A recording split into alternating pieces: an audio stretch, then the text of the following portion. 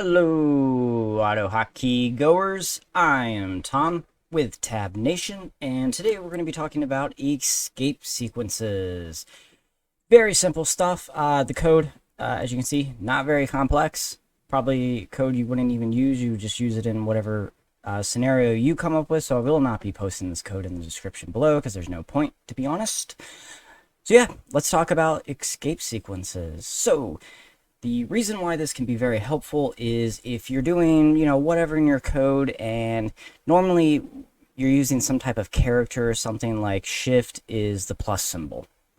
It's going to think you're trying to send a shift press, but maybe you actually want to use the plus symbol in its, normal functionality as an actual plus symbol. Escape sequences are very important because they can help you. So there's really two ways to go about this, depending on what you're doing. So the first one we're going to talk about is our F1 key, is our hotkey here. We're just going to be doing a message box.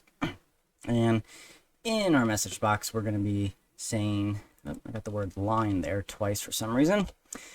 This is how to make a line break, which is this. It's the little slash with an N. Is that the tilde key? I can't remember if that's the tilde key, or is the tilde key the squiggly one? Let's find out. A grave accent. Okay, or backtick. We'll just call it the backtick. I guess the technical term is grave. I've never heard that before. So the backtick in, as you can see. So obviously in this scenario, I'm trying to actually display this, but this is interpreted as a line break. So let's go ahead and run that. Oh, I guess it already was. F1. So as you see, that backtick in isn't even showing up, and then it created a line break. I don't want that.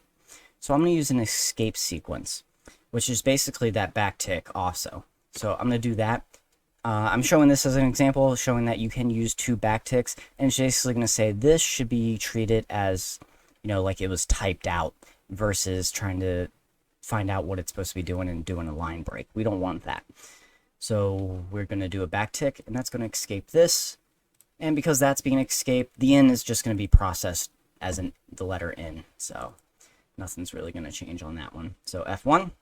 And as you can see, we now no longer have that line break.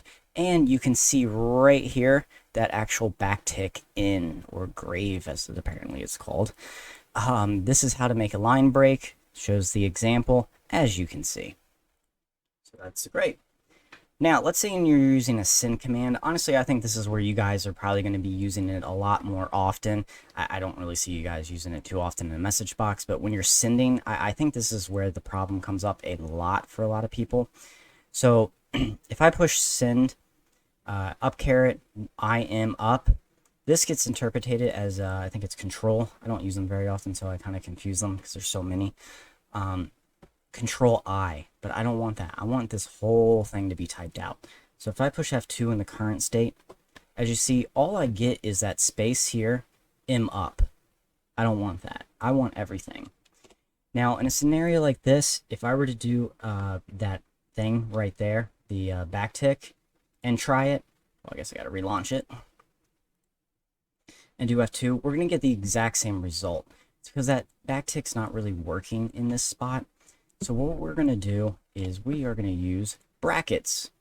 So I am up, those are normal. They're not really being interpreted any way other than how they're supposed to be. It's just this one that's being the up caret. So all we got to do is put that into brackets, and that's going to make it be saying, send it as like the actual key up caret. So let's try that out. Relaunch. Now we're going to push F2. And as you saw, now I got that up caret and the full I am up. If you guys know any other ways, scenarios that might come up that might be a little bit more complicated in this, definitely let me know in the comments below. Maybe I'll do a follow-up video. But these seem to be the two most common that I always see people asking about, of why is the I not showing up, or the caret. It's like, well, that's because it's trying to do, depending on what you got there, it could be doing Shift I, Control I, Alt I. If you had like an explanation point there, that would be Alt I. So yeah, we don't want that. So we're just going to use our little curly brackets. All you got to do is put it into the one that's being interpreted incorrectly. Well, not incorrectly, but incorrectly for your scenario that you want at that moment. All right, if you guys have any questions, obviously hit me up in the description below. Subscribe, 2, sometimes 3 videos every single week. And I would appreciate if you hit that little thumb me up thingy. That's awesome. Love you guys. Peace out.